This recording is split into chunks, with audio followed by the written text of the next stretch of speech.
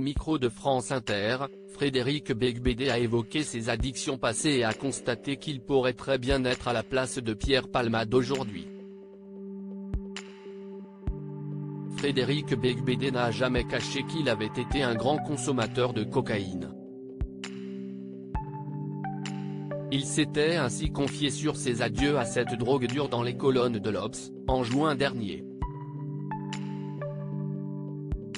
Il souhaitait notamment que ses enfants sachent quelle perte de temps et d'argent elle représentait. L'auteur avait déjà évoqué les dérives de sa vie d'avant, notamment lorsqu'il partageait la vie de Laura Smet, sur le plateau d'En Aparté. On s'est entraîné. Moi, qui étais plus âgé, j'aurais dû être peut-être plus prudent. J'étais dans une phase de ma vie où je pratiquais un certain basculement nocturne, reconnaissait-il, alors qu'il avait noté dans son ouvrage que c'était un miracle qu'il soit encore en vie.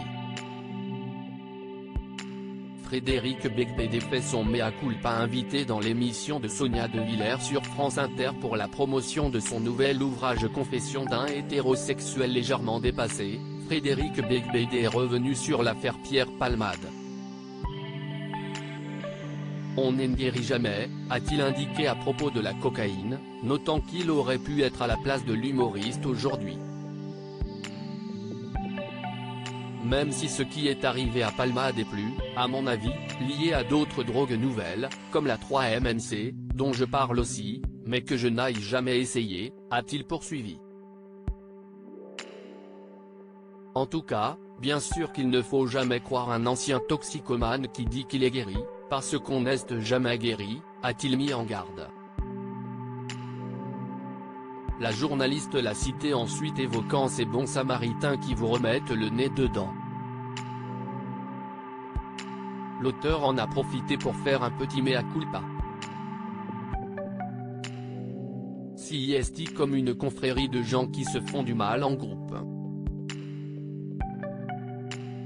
CIST quelque chose que j'essaie de décrire, parce que je crois qu'à une époque j'ai des personnages de mes romans, qui ont pu donner de mauvaises idées. Point, CIST vrai que CIST a un sujet très grave, a-t-il regretté. Des mises en garde jamais entendues par Pierre Palmade. Jean-Marie Bigard, proche de Pierre Palmade, avait justement évoqué les nombreuses mises en garde que les proches de l'humoriste lui avaient faites en vain. Tous les amis de Pierre, tous ceux qui l'ont te côtoyer sans exception, lui ont dit « Pierre, arrête ».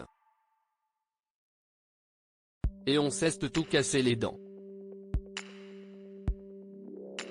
Il dit « Non, je fais ce que je veux, arrêtez de me dire ce que je dois faire ».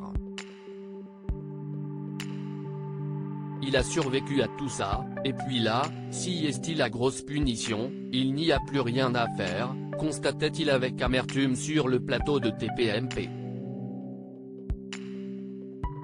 À lire aussi j'aurais dû être plus prudent, Frédéric Beigbeder évoque les dérives de sa relation avec Laura Smet dans En Aparté.